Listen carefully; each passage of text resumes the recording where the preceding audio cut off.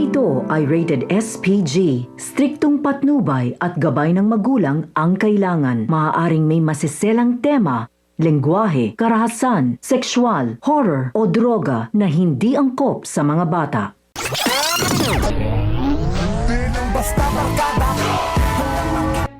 Sa pagbalik ni Olga ay sinabi niya sa kanyang mga tauhan na walang magsasabi na sinundan nila si Ramon o lumabas sila ng mansyon. Sinabi niya rin sa kanyang sarili na ngayong wala na si Mokang ay naramdaman na ni Tanggol kung gaano kasakit mawala ng mahal sa buhay.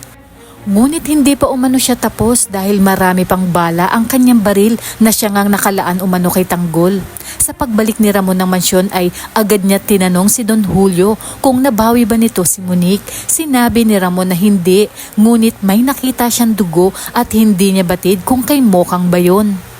Inalmahan naman ni Don Julio ang gusto ni Ramon na hanapin si Mokang. Ayon sa kanya, tanggapin na ni Ramon na hindi na babalik sa kanya si Monique at kinakailangan na nilang makalipat sa bago nilang titirhan. Sa pag-uusap naman ni David at Olga, sinabi ni Olga kay David na ngayong lugmok si Ramon kay Monique ay kailangan magpakitang gilas ito at ipakita niya na magaling siya sa negosyo. Mayabang na sinabi ni David na ginawa niya ang trabaho niya kaya gawin umano ni Olga ang parte niya. Sa kabilang banda, magkasamang dinala ni Tanggol at Bubbles ang walang buhay na si Mokang sa abandonadong simbahan at napatanong siya sa may kapal kung bakit kinuha sa kanya ang taong pinakamamahal niya. Sana'y umano pati siya ay kinuha na rin. Tinanong ni Bubbles kung anong plano ni Tanggol.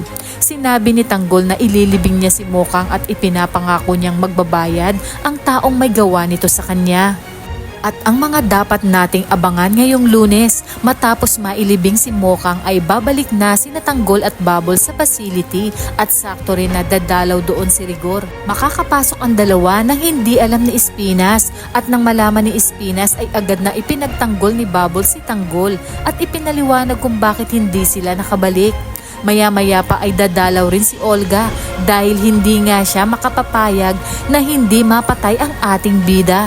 Magtataka din si Rigor dahil namumukaan niya si Espinas na siya umanong tumulong kay Tanggol. Ngunit ano kayang gagawin niya sa oras na makita niyang nasa loob si Tanggol? Dito na kaya matitigil ang kanyang paghihinala? Kaya naman kung bago ka pa lang sa aking channel ay mag-subscribe ka na at i-click mo na rin ang bell icon para updated ka sa pinakahuling kaganapan sa paborito mong teleserye, ang FPJ's Batang Quiapo. Hanggang sa muli, salamat!